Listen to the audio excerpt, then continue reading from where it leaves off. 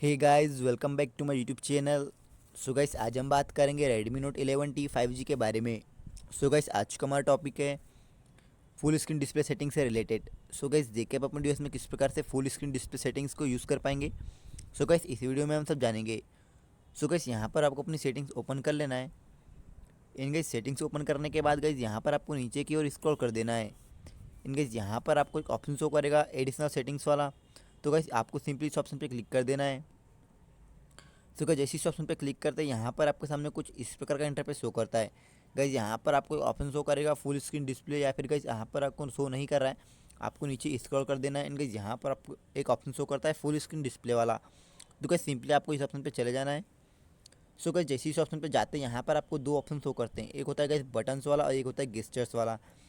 अब guys buttons की बात करें तो गाइस यहाँ पर आपको बटन ये फुल स्क्रीन डिस्प्ले आपको अपने डिवाइस में अप्लाई करना है।